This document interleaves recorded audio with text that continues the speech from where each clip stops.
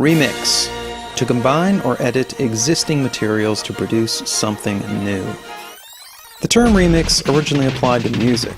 It rose to prominence late last century during the heyday of hip-hop, the first popular music form to incorporate sampling from existing recordings. Early example, the Sugar Hill Gang samples the bass riff from Chic's Good Times in the 1979 hit Rapper's Delight. Now what you hear is not a test, I'm rapping to the beat. And me, the groove, and my friends are gonna try to move your feet.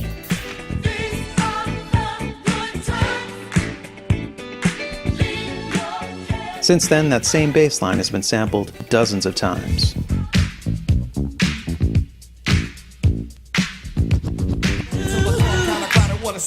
Pulling up with Jodeci, blasting up my 15. I got the good life, no stripe, real nice. And I'm a papa, my son Trey. Eu sou velho caderninho de telefone, com o nome e o número de monte de mulher. E ele vai ligar. Skip ahead to the present and anybody can remix anything, music, video, photos, whatever, and distribute it globally pretty much instantly. You don't need expensive tools, you don't need a distributor, you don't even need skills. Remixing is a folk art, anybody can do it. Yet these techniques, collecting material, combining it, transforming it, are the same ones used at any level of creation. You could even say that everything is a remix. To explain, let's start in England in 1968.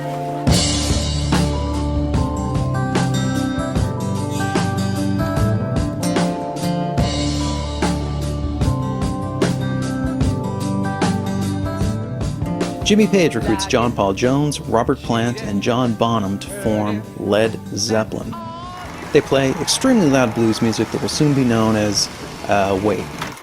Let's start in Paris in 1961. William Burroughs coins the term heavy metal in the novel The Soft Machine, a book composed using the cut-up technique, taking existing writing and literally chopping it up and rearranging it. So in 1961, William Burroughs not only invents the term heavy metal, the brand of music Zeppelin and a few other groups would pioneer, he also produces an early remix. Back to Zeppelin. By the mid-1970s, Led Zeppelin are the biggest touring rock band in America, yet many critics and peers label them as rip-offs. The case goes like this. The opening and closing sections of Bringin' On Home are lifted from a tune by Willie Dixon entitled, not coincidentally, Bringin' On Home. I done bought my ticket, I got my load. The Lemon Song lifts numerous lyrics from Howlin' Wolf's Killin' Floor. I should have quit you.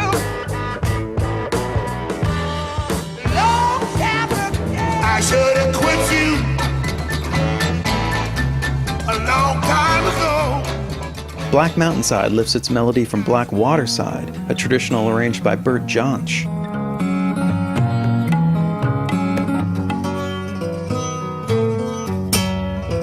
Dazed and Confused features different lyrics but is clearly an uncredited cover of the same titled song by Jake Holmes. Oddly enough, Holmes filed suit over 40 years later in 2010. Been dazed and confused for so long, it's not true. I'm dazed and confused, hanging on by a thread. And the big one, Stairway to Heaven pulls its opening from Spirit's Taurus. Zeppelin toured with Spirit in 1968, 3 years before Stairway was released.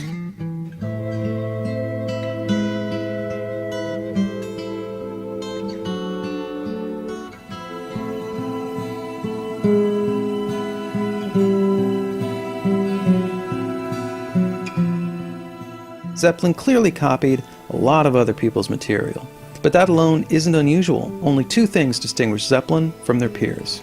Firstly, when Zeppelin used someone else's material, they didn't attribute songwriting to the original artist. Most British blues groups were recording lots of covers, but unlike Zeppelin, they didn't claim to have written them. Secondly, Zeppelin didn't modify their versions enough to claim they were original. Many bands knock off acts that came before them, but they tend to emulate the general sound rather than specific lyrics or melodies. Zeppelin copied without making fundamental changes. So these two things, covers, performances of other people's material, and knockoffs, copies that stay within legal boundaries, these are long-standing examples of legal remixing. This stuff accounts for almost everything the entertainment industry produces, and that's where we're headed in part 2. Wait, one last thing. In the wake of their enormous success, Led Zeppelin went from the copier to the copied. First in the 70s with groups like Aerosmith and Heart and Boston, then during the 80s heavy metal craze, and on into the era of sampling. Here's the beats from When the Levee Breaks, getting sampled and remixed.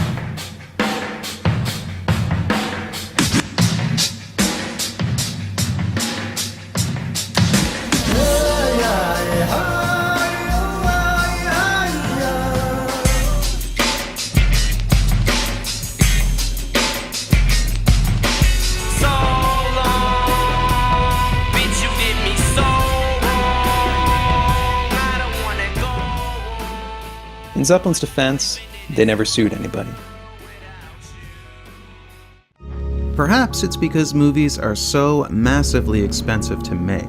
Perhaps it's because graphic novels, TV shows, video games, books, and the like are such rich sources of material. Or perhaps it's because audiences just prefer the familiar.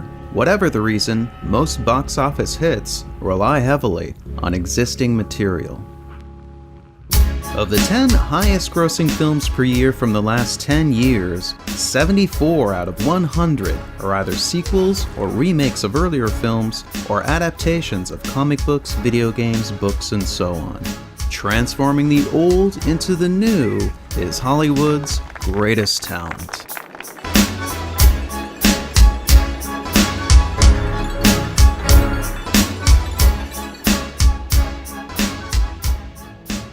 At this point, we've got 3 sequels to a film adapted from a theme park attraction.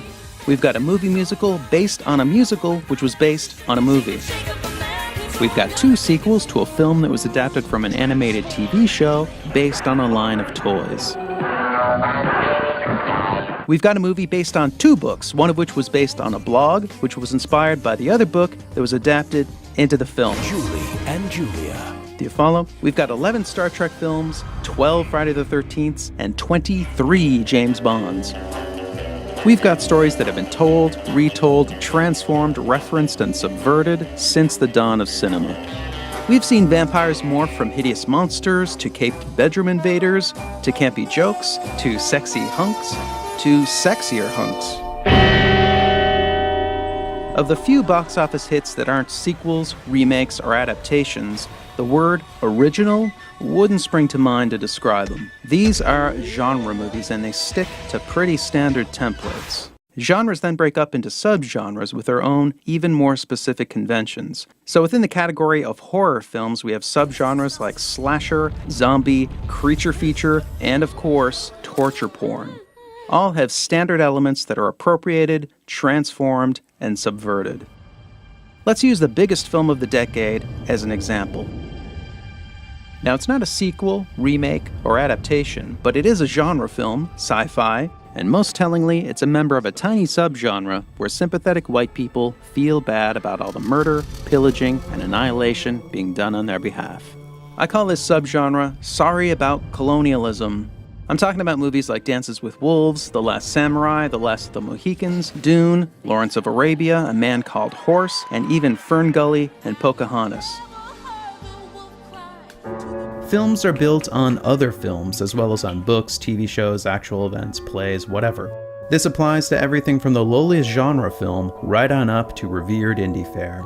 And it even applies to massively influential blockbusters, the kinds of films that reshape pop culture. Which brings us to... Even now, Star Wars endures as a work of impressive imagination, but many of its individual components are as recognizable as the samples in a remix. The foundation for Star Wars comes from Joseph Campbell. He popularized the structures of myth in his book, The Hero with a Thousand Faces. Star Wars follows the outline of the monomyth, which consists of stages like the Call to Adventure, Supernatural Aid, the Belly of the Whale, the Road of Trials, the Meeting with the Goddess, and a bunch more. Also huge influences were the Flash Gordon serials from the 30s and Japanese director Akira Kurosawa.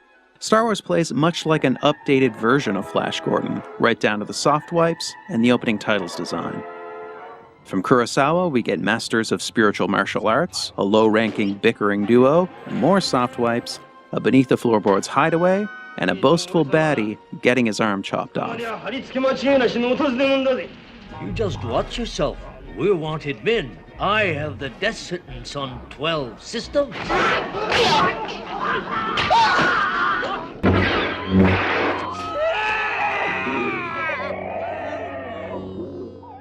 War films and westerns were also huge sources for Star Wars. The scene where Luke discovers his slaughtered family resembles this scene from The Searchers.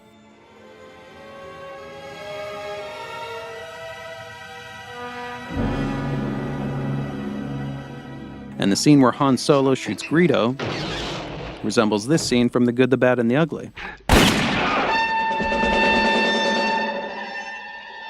The climactic airstrikes in the Dam Busters, 633 Squadron, and the bridges at Toko-Ri play very similarly to the run on the Death Star. And in many cases, existing shots were even used as templates for Star Wars special effects.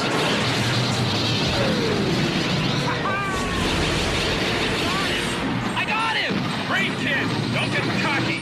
There's also many other elements clearly derived from various films. We have a tin man like the Tin Woman in Metropolis, a couple shots inspired by 2001, a grab the girl and swing scene like this one in The Seventh Voyage of Sinbad, a holographic projection kind of like the one in Forbidden Planet, a rally resembling this one in Triumph of the Will, and cute little robots much like those in Silent Running. George Lucas collected materials, he combined them, he transformed them. Without the films that preceded it, there could be no Star Wars. Creation requires influence. Everything we make is a remix of existing creations, our lives, and the lives of others. As Isaac Newton once said, we stand on the shoulders of giants, which is what he was doing when he adapted that saying from Bernard de Chartres.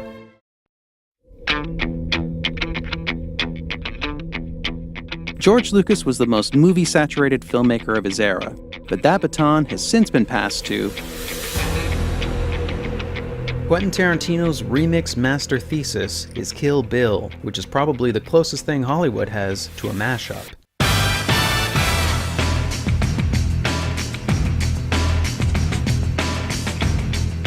Packed with elements pulled from countless films, Kill Bill raises filmic sampling to new heights of sophistication. The killer nurse scene in particular is almost entirely a recombination of elements from existing films. The basic action is the same as this scene from Black Sunday, where a woman disguised as a nurse attempts to murder a patient with a syringe of red fluid. Daryl Hannah's eye patch is a nod to the lead character in They Call Her One Eye, and the tune she's whistling is taken from the 1968 thriller Twisted Nerve. No, hold inside. Hold tight.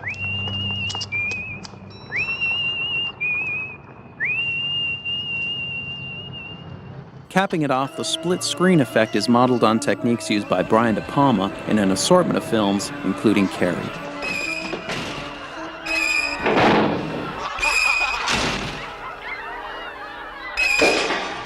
For an extended look at Kill Bill's references, check this out.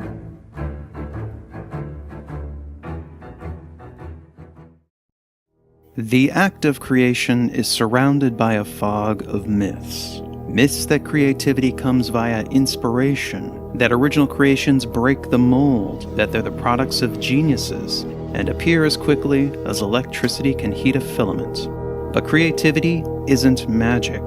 It happens by applying ordinary tools of thought to existing materials. And the soil from which we grow our creations is something we scorn and misunderstand, even though it gives us so much, and that's copying. Put simply, copying is how we learn. We can't introduce anything new until we're fluent in the language of our domain, and we do that through emulation. For instance, all artists spend their formative years producing derivative work. Bob Dylan's first album contained 11 cover songs. Richard Pryor began his stand-up career doing a not very good imitation of Bill Cosby. And Hunter S. Thompson retyped The Great Gatsby just to get the feel of writing a great novel. Nobody starts out original. We need copying to build a foundation of knowledge and understanding. And after that, things can get interesting.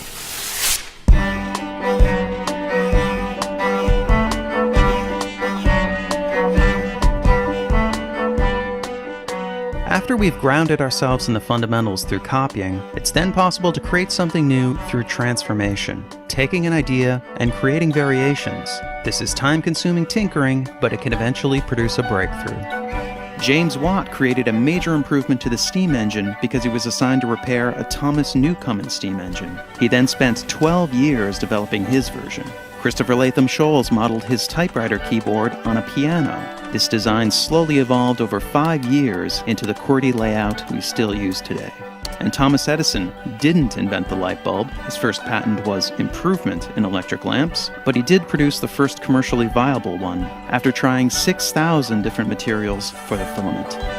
These are all major advances, but they're not original ideas so much as tipping points in a continuous line of invention by many different people. But the most dramatic results can happen when ideas are combined. By connecting ideas together, creative leaps can be made, producing some of history's biggest breakthroughs. Johann Gutenberg's printing press was invented around 1440, but almost all its components had been around for centuries. Henry Ford and the Ford Motor Company didn't invent the assembly line, interchangeable parts, or even the automobile itself, but they combined all these elements in 1908 to produce the first mass-market car, the Model T.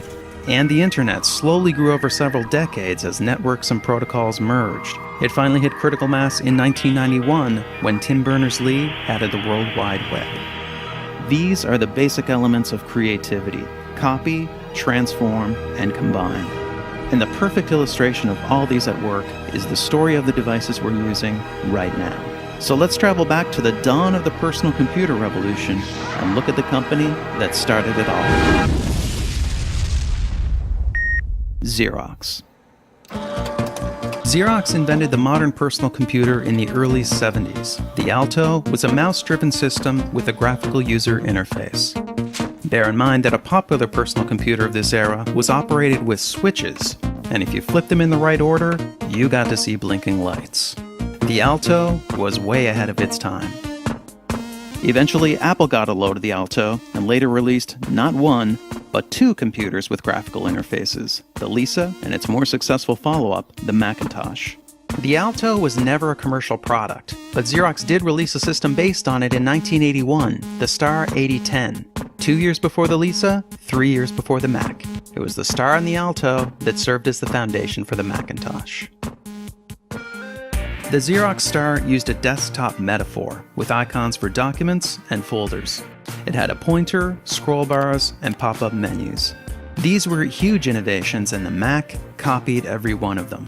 But it was the first combination it incorporated that set the Mac on a path towards long-term success. Apple aimed to merge the computer with the household appliance. The Mac was to be a simple device, like a TV or a stereo. This was unlike the Star, which was intended for professional use and vastly different from the cumbersome command-based systems that dominated the era. The Mac was for the home, and this produced a cascade of transformations. Firstly, Apple removed one of the buttons on the mouse to make its novel pointing device less confusing. Then they added the double click for opening files. The Star used a separate key to open files. The Mac also let you drag icons around and move and resize windows. The Star didn't have drag and drop. You moved and copied files by selecting an icon, pressing a key, then clicking a location. And you resized windows with a menu.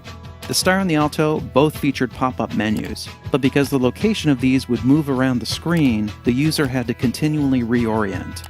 The Mac introduced the menu bar, which stayed in the same place no matter what you were doing. And the Mac added the trash can to make deleting files more intuitive and less nerve-wracking. And lastly, through compromise and clever engineering, Apple managed to pare the Mac's price down to $2,500. Still pretty expensive, but much cheaper than the $10,000 Lisa or the $17,000 Star. But what started it all was the graphical interface merged with the idea of the computer as household appliance. The Mac is a demonstration of the explosive potential of combinations. The Star and the Alto, on the other hand, are the products of years of elite research and development. They're a testament to the slow power of transformation. But of course, they too contain the work of others.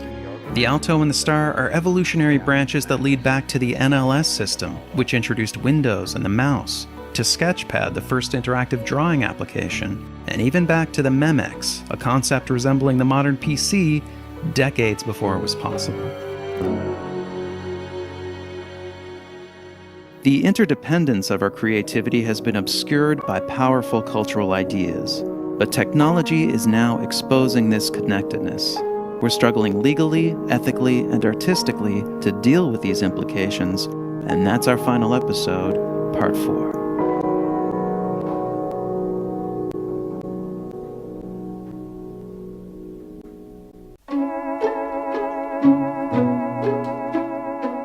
What if Xerox never decided to pursue the graphical interface? Or Thomas Edison found a different trade? What if Tim Berners-Lee never got the funding to develop the World Wide Web? Would our world be different? Would we be further behind? History seems to tell us things wouldn't be so different. Whenever there's a major breakthrough, there's usually others on the same path. Maybe a bit behind, maybe not behind at all. Isaac Newton and Gottfried Leibniz both invented calculus around 1684. Charles Darwin proposed the theory of evolution by natural selection, but Alfred Russel Wallace had pretty much the same idea at pretty much the same time. And Alexander Graham Bell and Elisha Gray filed patents for the telephone on the same day. We call this multiple discovery, the same innovation emerging from different places. Science and invention is riddled with it, but it can also happen in the arts. In film, for instance, we had 3 Coco Chanel movies released within 9 months of each other. Around 1999, we had a quartet of sci-fi movies about artificial reality. Even Charlie Kaufman's unusually original film, Synecdoche, New York, bears an uncanny resemblance to Tom McCarthy's novel, Remainder. Both are the stories of men who suddenly become wealthy and start recreating moments of their lives, even going so far as to recreate the recreations. And actually, the video you're watching, was written just before The New Yorker published a Malcolm Gladwell story about Apple, Xerox, and the nature of innovation. We're all building with the same materials. Sometimes by coincidence we get similar results, but sometimes innovations just seem inevitable.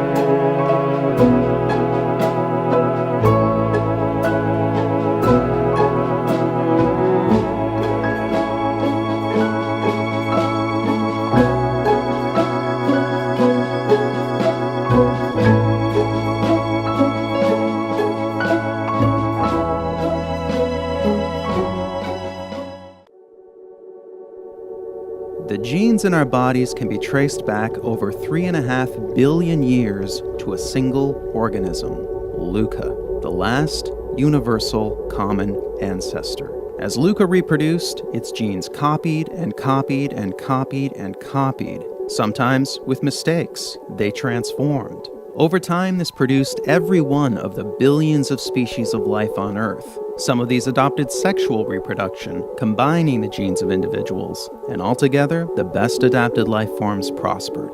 This is evolution. Copy, transform, and combine.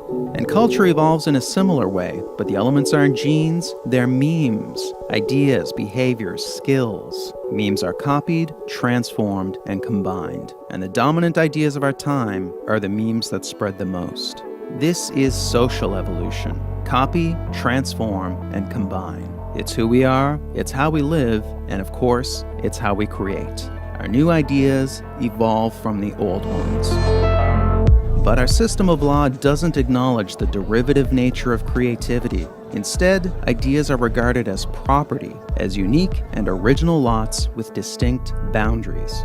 But ideas aren't so tidy. They're layered, they're interwoven, they're tangled. And when the system conflicts with the reality, the system starts to fail.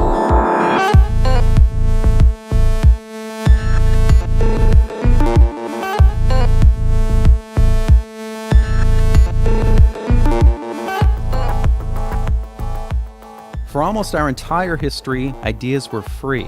The works of Shakespeare, Gutenberg, and Rembrandt could be openly copied and built upon. But the growing dominance of the market economy, where the products of our intellectual labors are bought and sold, produced an unfortunate side effect.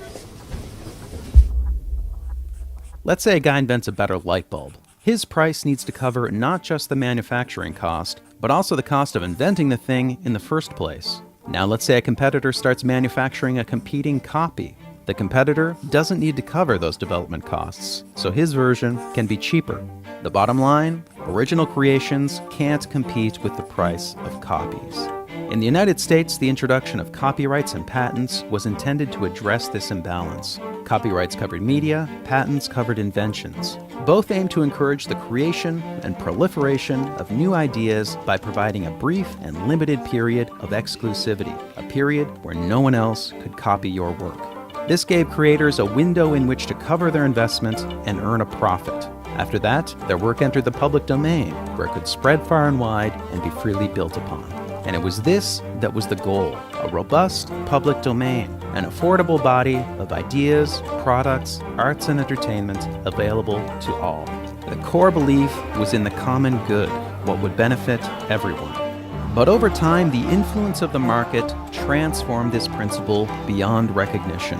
Influential thinkers proposed that ideas are a form of property, and this conviction would eventually yield a new term, intellectual property. This was a meme that would multiply wildly, thanks in part to a quirk of human psychology known as loss aversion.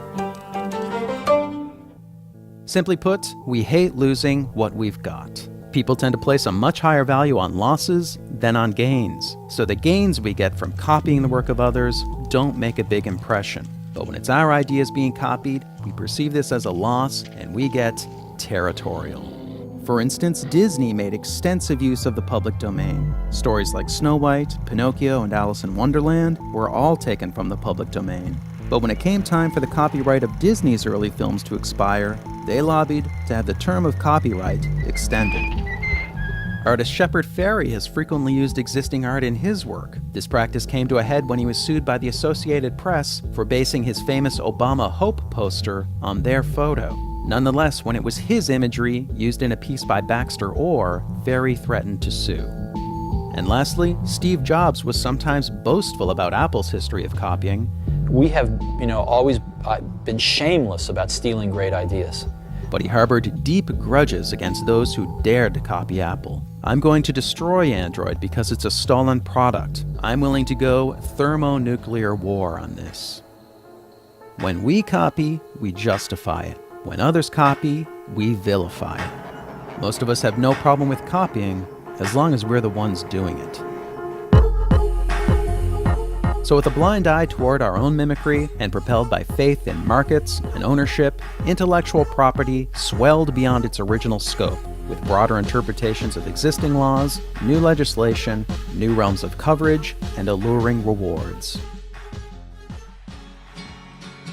In 1981, George Harrison lost a $1.5 million case for subconsciously copying the doo-wop hit He's So Fine in his ballad, My Sweet Lord.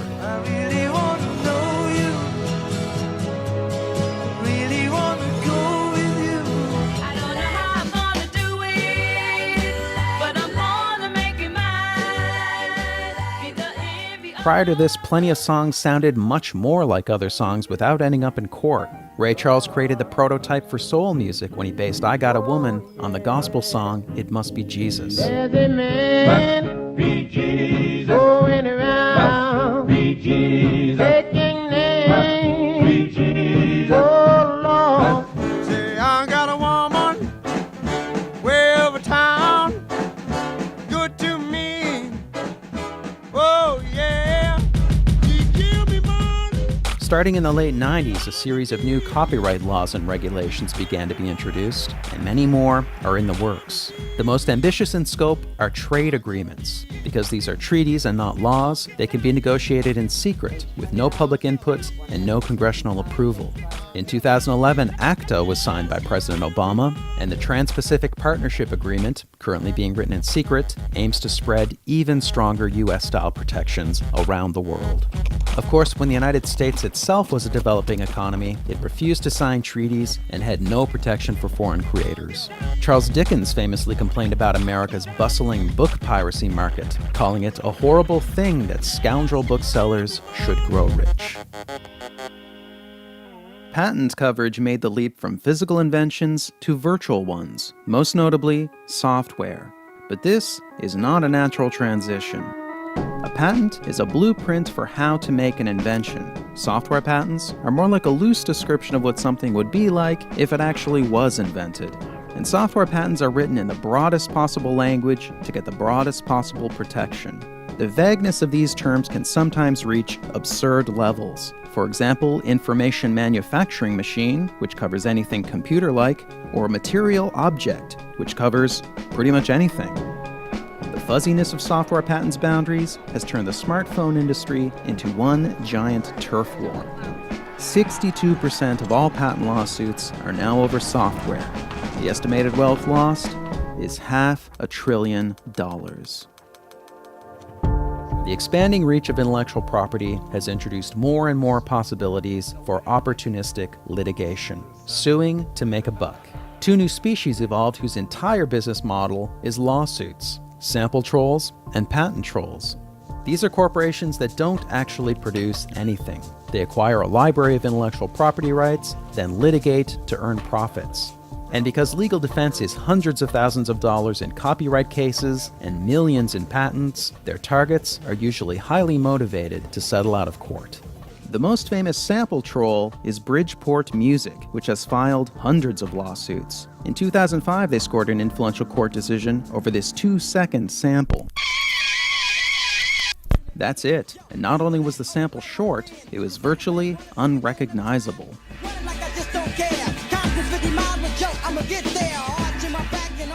This verdict essentially rendered any kind of sampling, no matter how small, infringing. The sample-heavy musical collages of hip-hop's golden age are now impossibly expensive to create.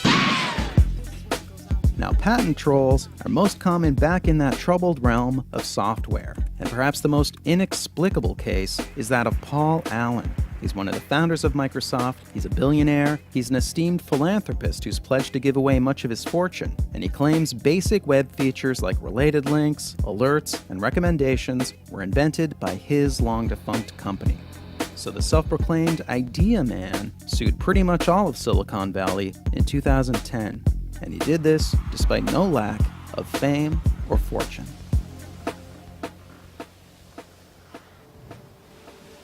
So to recap, the full picture looks like this. We believe that ideas are property, and we're excessively territorial when we feel that property belongs to us.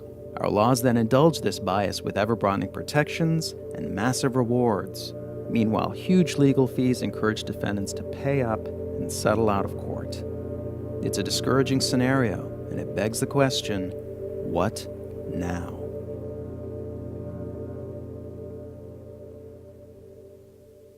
The belief in intellectual property has grown so dominant, it's pushed the original intent of copyrights and patents out of the public consciousness. But that original purpose is still right there in plain sight. The Copyright Act of 1790 is entitled An Act for the Encouragement of Learning.